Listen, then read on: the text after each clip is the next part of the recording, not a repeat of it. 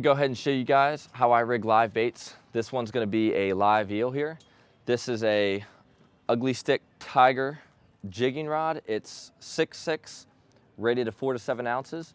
It's got a flimsy tip on it and a stiff backbone. As you can see, it just bends pretty much at the top, and it'll keep going the more I pull. It's really good for flicking a live bait because it's got the action on the top and the backbone here when you actually hook up. This is a 4500 Saltist with a 65-pound braid to a uni to uni knot here from 65 to 80-pound Andy mono. This is a 10-aught owner J hook, and I just snelled that there. Best knot you could do for a hook like that. And when you're doing it, eels are a pain. There's no getting around it. You're still gonna mess up. I might even mess up here. So always need, a net's good, and a rag if you can get your hands on it, because they're almost impossible to grab barehanded. So you're gonna let out a little bit of line. And a trick that I learned with this is make sure you have enough line to get them into the water right after. And I'll show you what I'm talking about here in a minute. So now that I have enough line out of my reel to reach the water as soon as I hook this eel, is get the eel out of live well with your net.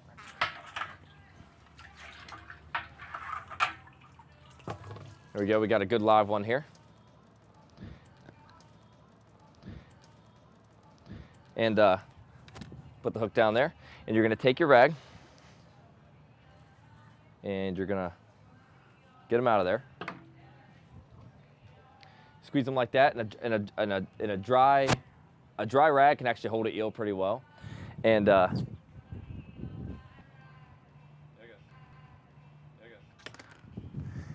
So when you grab it, you're gonna just pinch his body here, grab his head, and that'll be his head like that. And you're gonna take your hook, go right through his bottom jaw like this. Through his bottom jaw, out of his eye socket. That's very important. If you go in between his eyes, it actually, you can't, when you cast them, they'll fly off sometimes, so go through his bottom jaw. Out of his eye like this. Now he's good to go. Now, before you let go of him, here's what's important about getting in the water. If I were to let go of him right now, he'll go crazy, he'll jump all over the place, and he can tangle up really bad. So when you let go of him, as soon as you let go of him, you wanna put him right into the water like this. And he'll go down there, he'll get himself settled out. And then when you pick him up, give him a few seconds, just crank him up. And as you can see, he is good to go.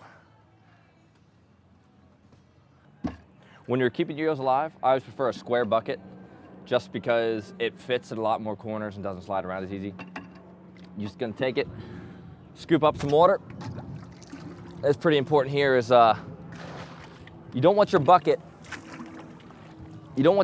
too full. About halfway is good, because if you get it too full, the eel will actually jump around, tie himself in a knot, and he can actually jump out of the bucket a lot, which is never a good thing. So keep it about halfway full, and put your bucket down there, or wherever you're gonna have it rigged, and just put him in there, just like that. Now I would normally have my rod up top like this, and it'd be coming down from the tower, have my line to a bucket downstairs. But what's important about this is when you are up top is to make sure that you don't give the eel too much slack. You want him to be barely have enough line to keep his head under the water, because if you pull his head out, he won't be able to breathe, and that'll kill him. So you want him to have enough slack to stay under the water, but if you give him too much slack, he'll wrap himself all up, tie himself in an eel ball, and you'll have to replace your eel and tie a whole new rig. And another pretty important thing is every, 15, 20 minutes, depending on how hot it is outside, is get fresh water in here, because the worst thing you can do is overheat an eel, and when you pull the eel out of the bucket, he's stiff, and when an eel's in the water and he's not swimming good, then cobias don't really react the same way. So always change your water out for him. And that's pretty much it for eeling. Now the eel size that I prefer, there's this one right here, if I can get him.